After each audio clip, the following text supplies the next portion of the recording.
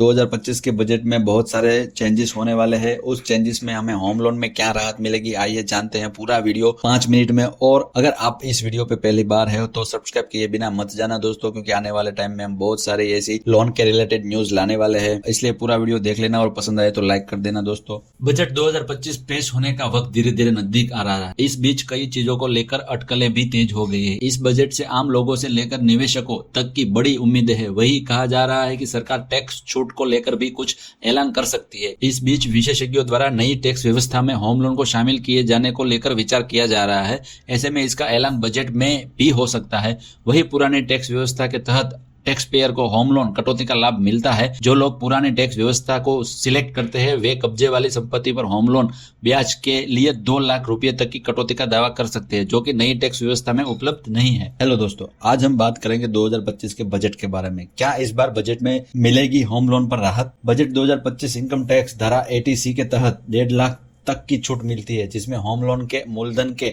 साथ अन्य विशेष शामिल होते हैं। इस सीमा को बढ़ाकर 5 लाख करने की मांग की गई है ताकि करदाताओं को अधिक लाभ मिल सके।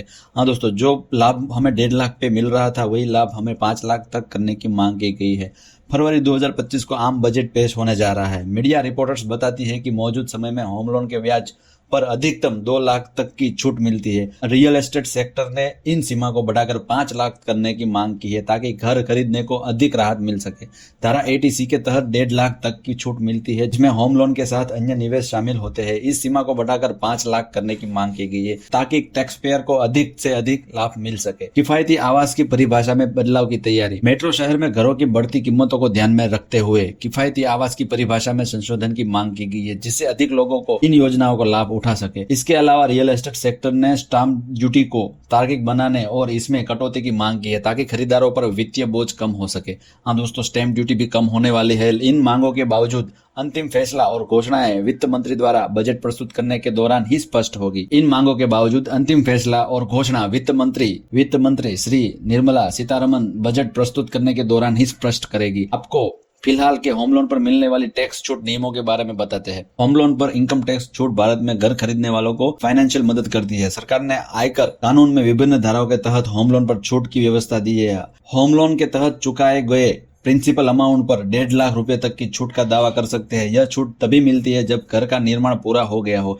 घर को 5 साल से पहले बेचने पर यह छूट रद्द हो जाएगी और पहले ली गई छूट को आपकी इनकम से जोड़कर टैक्स लगाया जाएगा। हाँ दोस्तों, अगर आप घर 5 साल के अंदर बेच देते हो तो आपको वो छूट भी वापस देनी पड़ेगी। Deduction on interest payment. Home loan पर दिए गए इंटरेस्ट पर प्रतिवर्ष 2 लाख रुपए तक की छूट का लाभ उठा सकते हैं। यह छूट सेल्फ ऑक्यूपाइड प्रॉपर्टी के लिए। यदि घर को किराए पर दिया गया है तो ब्याज में कोई भी ऊपरी सीमा नहीं है, पूरा ब्याज दावा किया जा सकता है। अगर आपका घर किराए पे है तो आपको इंटरेस्ट की छूट यहाँ पे नहीं मिलेगी और आपको उतना ही टैक्स भरना पड़ेगा। संपत्ति का निर्माण 5 साल के भीतर पूरा होना चाहिए।